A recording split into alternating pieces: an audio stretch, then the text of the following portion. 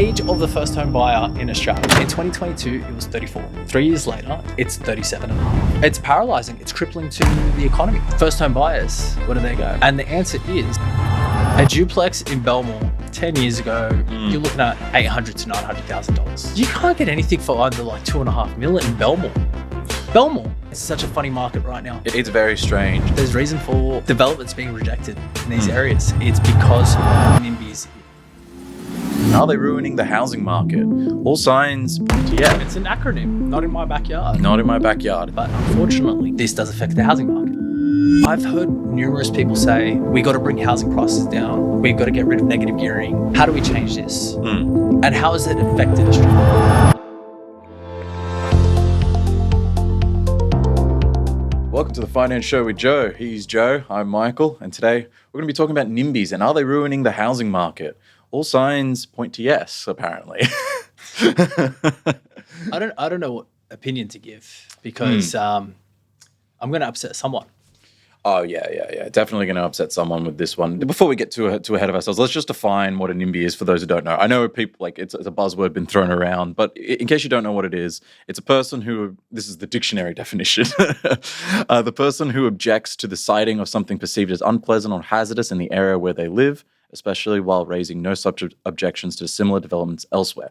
So generally speaking, as an example, let's say you're in Vaucluse and the council has decided they want to put social housing in the area.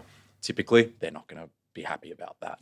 But it can be like factory things as well. Like if they're putting up a factory near your suburb, people will object to that. It's an acronym, not in my backyard. Not in my backyard. It's all there. Yeah. And I think just that acronym, like we could have the scientific definition. But which doesn't feel right, honestly. It's over-specifying something that is very generic, not in my backyard. And this has caused such a commotion across Australia because we've had such a halt to our development, our application process, construction, being able to provide housing for first home buyers, for investors, for everyone, really.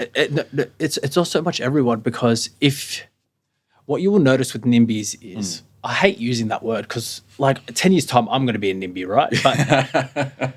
But what you will notice is they're a part of the older demographic. Typically. And they don't like noise. They don't like being bothered. Yeah. So they don't want developments occurring near their homes. It's very strange seeing the way that they're protesting. And you will see the older demographic protesting being like, we need more housing. We need to bring prices down. Okay, we're going to go put a high-rise building in the middle of Leichhardt. Yeah. No, we can't do it there. Yeah, not there. Yeah. No, send them out west. And you're just like... Because people work in the city. You need to build those like high-density housing closer to the city, not further out. What's the point there? The way that Sydney is built is very interesting because we've got so many heritage buildings. Like in the inner west and stuff. Yeah, we actually can't go that high. If you drive all along, I think it's Parramatta Road all the way up to Sydney CBD, everything's 3 or 4 stories, and then one street back will be a high-rise building. Yeah. But that whole area, I think I'm thinking of Newtown. I think I'm thinking of like Enmore and stuff like that. All Canterbury. Okay. Yep. So even all the way that far down, you won't see high-rise, high-density building to the effect that you'll see it in other major capital cities. When I go to Melbourne, and I am there frequently now because, something that we'll reveal in maybe 3 or 4 episodes. Watch this space. Watch this hashtag. They've got a lot of high-rise on the way to the city. They've taken the time to plan the city. Yeah. And you can see it. It's built like a grid. Sydney was never planned to be a city. But they also haven't catered or try to fix the mess that they've created. Yeah, it's one of those things where it's, driving in Sydney in the city, it's confusing if you don't know where you're going. Like, it doesn't make sense. Like, at least Melbourne, it's a grid. Yeah. You go turn right here after 2 stops. Whereas Sydney, you'll be driving straight and you're like, oh, you just missed that ramp. Did you not notice that slight off turn? You know the story about my wife. She went viral for a TikTok, like 20 million views, and she got interviewed by the Daily Mail because every time she goes through the M8 or the M5, she ends up on the Harbour Bridge. She's trying to go to our office in Barangaroo, or she's trying to go meet up with friends in Balmain. And she's ended up on the North Shore. And every single time she ends up in Mossman having to turn around and come back. She went viral for it. And she was getting random DMs from hundreds of people saying, this happens to me daily. And it's confusing. And we haven't done anything. They've tried.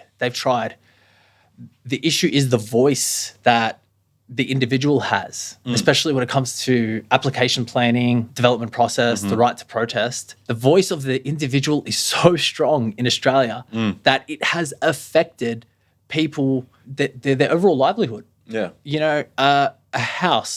A duplex in Belmore 10 years ago, you're looking at maximum $800,000 to $900,000. You know, it might be more. I don't know. I don't have the stats in front of me. Yeah. You can't get anything for under like $2.5 million in Belmore. Me driving through Belmore, I have been there recently. Lovely suburb. There's still the remnants of the past there. But the houses, the duplexes in Belmore are comparable to Drummoyne. Yeah, okay. Which is on the water. It does not make sense to me that a suburb like that, and no offense to Punchbowl, I'm from Punchbowl, I go to church in Punchbowl. Punchies. But it's right next to it. Yeah. It's right next to Lakemba. Yeah. Where you have low socioeconomic groups. Typically not associated with high property prices. But yet again, Belmore is performing well above what is expected. Yeah. And that is just because there's no housing supply. Speaking of, I've actually got a list of the top 10 suburbs that are building the least housing in Sydney. We could do it for every state, but it's going to take forever.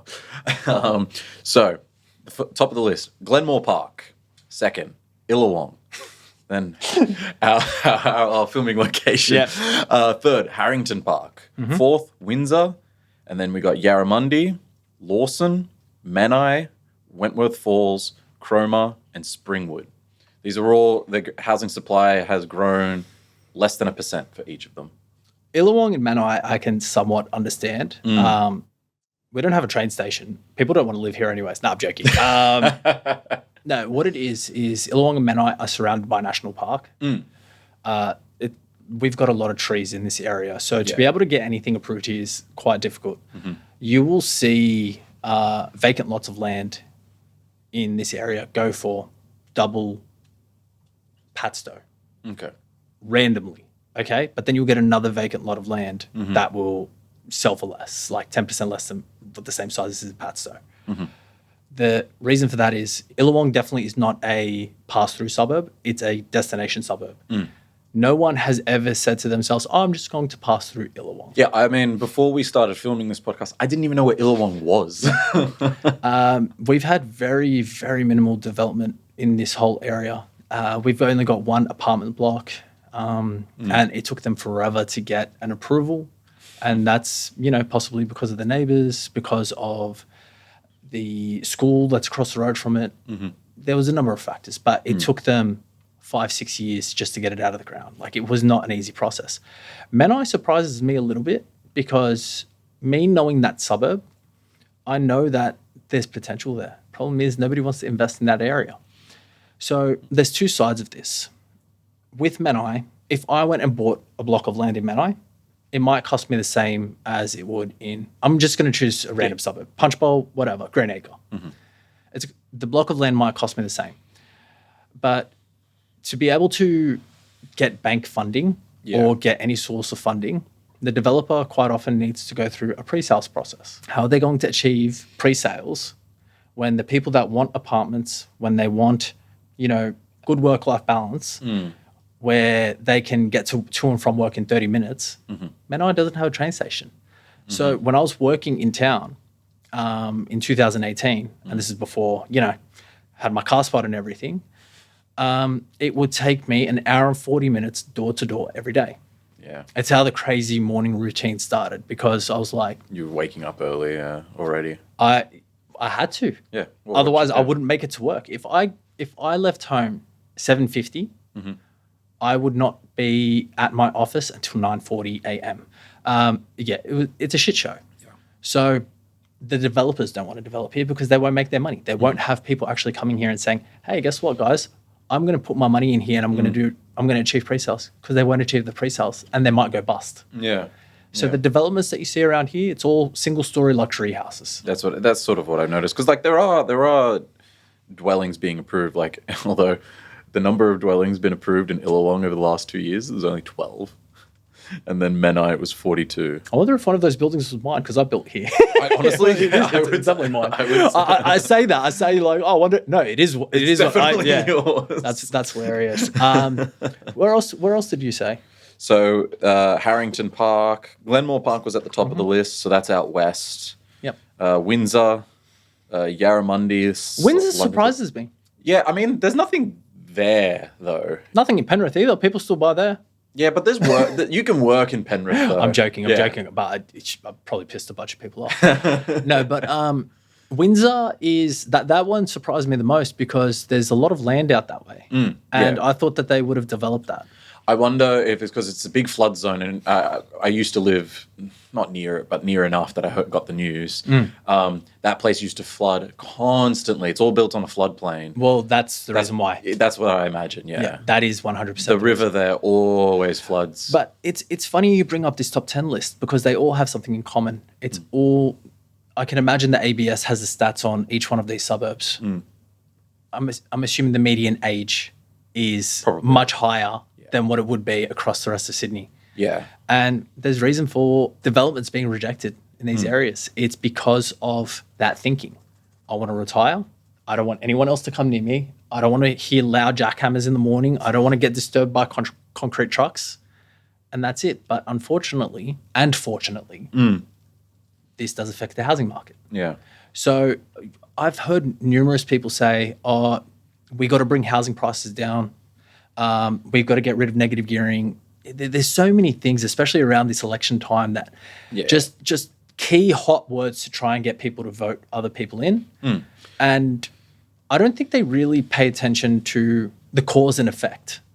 Yeah, right. Of the arguments they're trying to fight for. Oh, no, we need more housing. Okay, let's build it in Redfern. No, not there. Yeah, again, this is back to the NIMBY stuff. But that also gives an advantage to anyone that has invested in those areas, that has thought to themselves, you know what, I'm going to go put my money here and I'm going to fucking make some money here. I did a video on Instagram recently. Friend of mine, well, not friend, is a friend actually, but they purchased in Bossley Park. Oh, yeah. And they purchased... I got family there. For 1.3 mil, and 13 months later, it's worth 1.46 mil. That's $160,000 in growth in 13 months. That is, I think it would calculate to $13,333 a month that they would make. $160,000 in growth is 1.5 times the median salary in Sydney. Yeah. And I highly doubt a lot of people are on 100 flat. I believe more people are on 90 plus 10K bonus or so. Something like that, yeah. But I saw that statistic and I was like, there is really a lack of housing supply. And then I went even further looking into the housing supply. In 2022, we approved 225,000 dwellings and we had a net migration of minus 84,900 people. Okay. We had more people moving out of Australia. Yeah. In that time, from 2022 to 2025, collectively, those 3 years, we've approved 500,000 dwellings, but we've brought in 1.34 million people. Yeah, right. And what does that say? Oh, for every house we build, we need 3 people to live in it. The age of the first home buyer in Australia. This is going to be the cherry on top. Oh, I think I know the age too, but I want to guess. In 2022, it was 34. Yeah. In 2025, that's 3 years later, it's 37.5. Yeah. I was going to say 38. Look how proud of himself he is. I knew it. It's just so, it's paralyzing. It's crippling to the economy. Yeah. And there's pros and cons on every side of this. The people that have already invested or the people that already purchased property are loving life because their net wealth is just growing. Well, like you said, that guy just made $130,000 essentially in 13 months. 160. 160. They're even better. $160,000. But then first-time buyers, where do they go? And the answer is, and I always say this every time, we've got to go regional. Yeah. And you've got to build your wealth that way. There's 2 markets that are down in Australia. And I believe that you could personally pick up a bargain there. Tasmania and Victoria. They have better planning. They have better nightlife. We always talk about this stuff. Yeah, it always comes up. But it's a very important thing to note that Melbourne has approved more dwellings than New South Wales has. So Victoria has approved more dwellings. And then you think about it and you're like, Victoria's 1/3 the size of New South Wales. How is it possible? Again, I guess it's a mixture of NIMBYism, or I don't know what the hell's going on with our local councils. It's a mixture of the NIMBYism. So you've got, Dan down the road screaming, not in my backyard. Yeah. Then you've got unsafe builders who have come in and created a lot of issues. Mascot Towers and Opal Tower in Sydney Olympic Park. Oh, yes. So these are the buildings that, like, there's cracks, they're kind of falling apart. Like, it's built shoddily. The remedial work is millions upon millions of dollars to fix both of them. So we've got those 2 that just brought in all this red tape. Yeah. And I agree with the building code and I agree with some of the NIMBY mindset. However, you will see tier 1 developers get away with murder. Just because they're building something. Just because of reputation. Classic reputation. It's these people. No, they're going to be okay. They are picking and choosing their battles very specifically. Okay. They are targeting last names, ethnicity, or that was a bad one. Complexion. They're targeting complexion. Okay. And they want to go in and they want to make sure that if you guys are going to build, you play by our rules. And if we catch you not playing by our rules, there's going to be a $500,000 penalty. Who's got Who's got $5,000 to throw at a penalty? Like it's such a strange housing market that we're in because yet again, no one has savings. Yeah, because they're spending it all on housing or trying to. I've got so many stats. I was so ready for today's episode. In 2022, the average Australian, I'm talking like anyone in Australia, the average amongst all of them was $39,000. Okay, that's how much they had in savings. In 2025, it's $29,000. So it's 10 grand deficit there, without even including the inflation or how much cost of living has gone up. Yeah, so maybe even less. It's if you take it back to those terms, it's probably 24, 20. Yeah. It's fucking barbaric. Yeah. Sorry for cursing, but you see that, and then you also see record house prices in God knows where, and it's just it's such a funny market right now. It's very strange. And the thing is as well, because spoilers, we're filming during the election, like the election campaigns and stuff. If we actually have anyone that listens to this, which I found out recently we do. Yeah. The temptation to talk about so many things to do with the election and us holding ourselves back was so high today. But the election is going on. The election is going on, but the federal government doesn't actually have any control over these developments and stuff like that. They have little control. Oh, Michael, my sweet summer child. I have been... I'm not going to fucking say it. I'm going to get myself fucking shot. Because we've talked about previous episodes. We've talked about inefficiencies in local councils and things like that. But really, it's up to state governments to try to get these housing developments happening in each state. Hence, why Victoria is probably getting more. Yeah, like I would say that's probably the reason as compared to New South Wales. Mm-hmm. I'm not going to lie. I don't know much about New South Wales Labor. I've not really thought much about it because we haven't had a state election in a while. So. Yeah, it's. We need our own Doge. We need just people in government that are able to bring up the efficiency, because the truth is we've got 1 million new government workers in the last 3 years, and it's taking longer to get things done. People are taking the mickey. I honestly think it's part of that a part of a culture of Australia where we like to put up red tape and rules sort of everywhere. Like one bad thing goes like. Lockout laws, I feel like, is the classic example. Granted, it wasn't just one guy that got king hit that caused that to happen. Look. But it was that quick reaction of, no, now we have a rule that's trying to prevent this. And you'll see it everywhere. Like, I just came back from the UK like a week or two ago. And, yeah, they have rules like everywhere else. But there's so much more that is, like, left up to you. Like, hey, obviously, use some common sense. Don't be an idiot. Whereas we will have a sign for absolutely everything. Like we are such a nanny state and we love it, but we complain about it. Like I was on Reddit the other day and they were complaining about the There's your problem. Yeah, well, I mean, yeah, but they were complaining about Ford Raptors and stuff, like the big American style like utes. Yeah, and they're like, they should be banned, this, that, and the other. I'm like, this is why we have so much overregulation and stuff, because people complain like, oh, this should be banned and that should be banned because I don't like it. Yeah. When it's like, it's just not how it works. Unfortunately, we live in a society. It's a bit of give and take. People are going to do what you don't like. We're not uniform. Well, unfortunately, and I know you vote for this particular party, but that's the Greens, and that's the way that they think. Oh, I don't vote for the Greens. Oh, I thought you did. Sorry. No, I've never I saw Iron Maiden t-shirt and I went there. No. I've never voted for the Greens in my life. Have you ever read their manifest? Yeah, I've read bits and pieces, but It's communism.